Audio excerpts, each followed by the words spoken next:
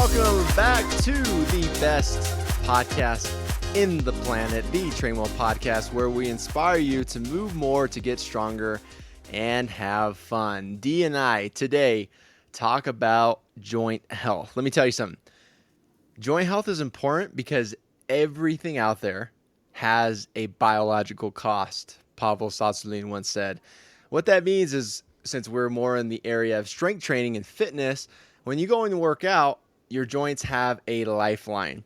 And why not be cautious about everything you do to support that longevity? Speaking of longevity, we just finished a 4-part series. If you haven't checked it out, rewind the shows and go back, listen to all 4 parts where we break down why you should care about longevity. But back to joints. They have a lifeline, and it's best to preserve that lifeline as long as you physically can, because you're not just doing this for 1 year, 2 years, 5 years. You're doing it for the rest of your life. Yeah, I think when you're young and spry, if you will, you don't need to think too much about your joints. Maybe you're not feeling those aches and pains and tightness. You're not having any issues, but preventative care is really what's going to be key long term for making sure that you have healthy joints for your whole life. And especially, I think where this comes into play is specifically, I think if you're female and you're in perimenopause, you know that at this time, joint discomfort becomes a huge issue. You're feeling like, you wake up and you're just feeling that like everything hurts type of feeling. And I'm not in perimenopause yet, but I'm getting there in the next few years. And this is something I'm really keeping in the back of my mind. It's important for everyone, but I think that's a really specific group that this would be important for. So here's our first hot tip. And it's like the number one thing that we've talked about is strength training. So building your muscles, staying strong is the best thing you can do for bone health because the muscle pulls upon a joint. So if the muscle is strong and you're taking good care of your body with strength training, you're loading your joints and your muscles, you're going to be doing a lot to protect your joints going forward. So think compound lifts, squats, deadlifts, rows, presses, that type of thing, and isolation work, especially if you have an injury. But isolation work is important regardless to address imbalances and things like that. Point number 2 is to prioritize mobility and stability. These are a couple buzzwords, and I'll just tell you what it is. 3rd grade language. Mobility is basically like how well your body can move, and stability is how well it can stay still or integrated. And so joint by joint, fun fact, for example, your neck is a joint that is very mobile. Your thoracic spine is a joint that isn't super mobile, right? You need a little more stability. Your lumbar, same thing. You need a little more stability. Your knee, you need more stability. And there's joints that need a lot of mobility, like your ankles, your hips, your shoulders, etc. That's a joint by joint approach by Gray Cook.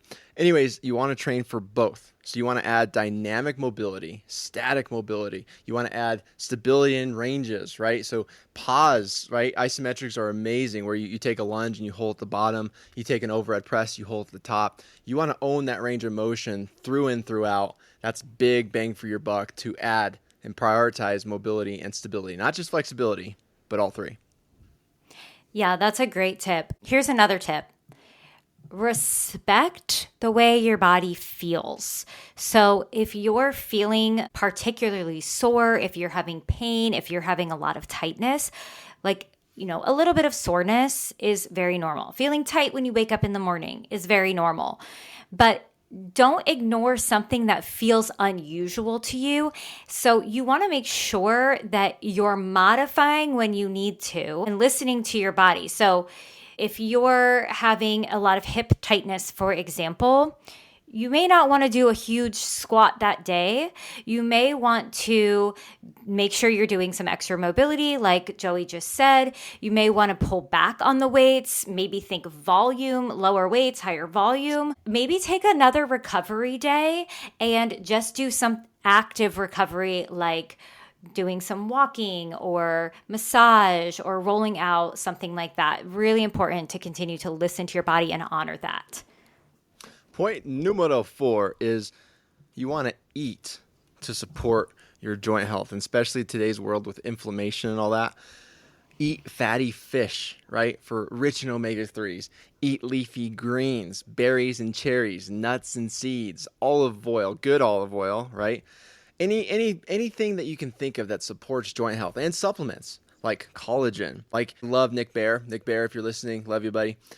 He has strong joints, a great supplement. Check it out. But you want to prioritize your nutrition because you're trying to build this resilient foundation, and do everything in your power to fuel your body. Tell me what you eat and I will tell you what you are, right? That's the old adage saying. I can't remember who said that. It was decades ago. Anyways, centuries ago. But fuel your body the way it's best to handle so you can support your joints again for longevity.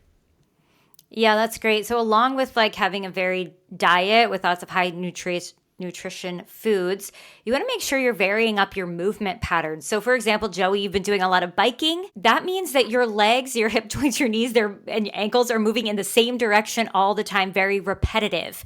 Repetitive motion through the joints is not going to be good long term. So you need to make sure if you're doing something very repetitive like running, cycling, that sort of thing, that you're also including in your strength training, your cross training program, something different, like doing lateral movements, for example. So make sure you're mixing up the types of movement patterns you're doing. I love bear crawls. I love lateral bear crawls. I love doing anything that is like offset.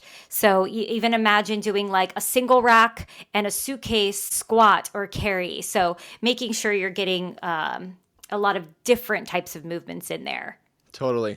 Along with that, D, include point number 6. Include full range of motion.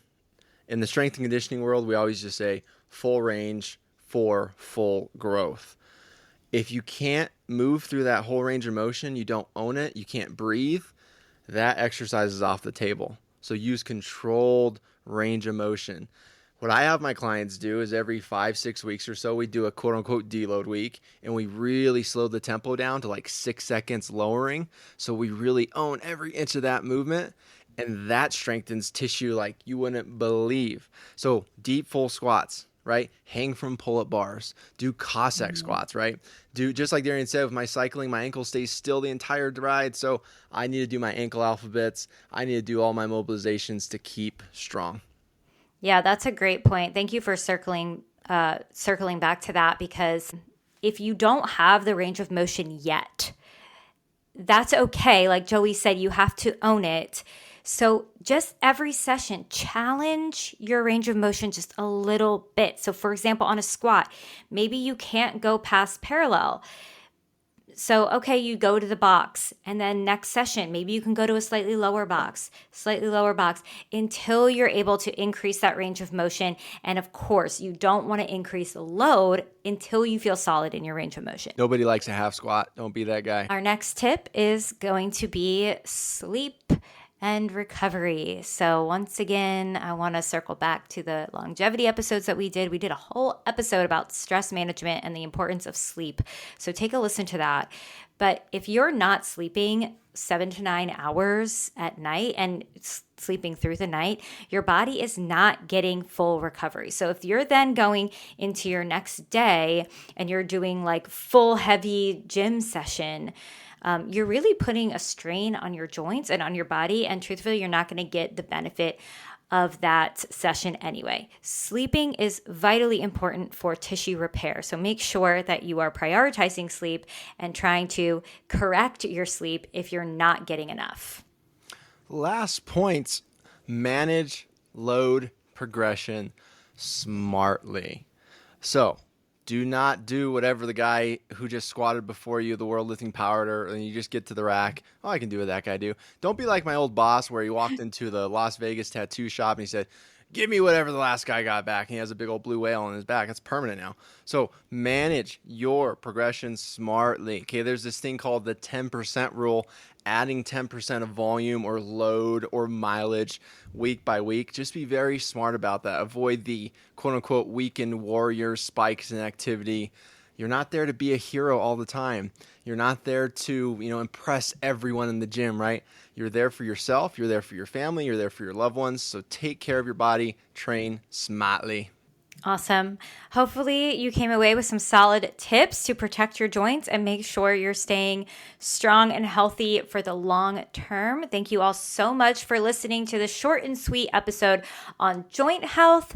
Please make sure to check out our show notes as usual. Click the link in our bio to sign up for Trainwell for 14 days free. Your trainer will absolutely be able to hear your needs, help you progress smartly, and move through a full range of motion. Share this episode with your friends, your family, your dogs, your cats. We love you guys so much for listening. Adios.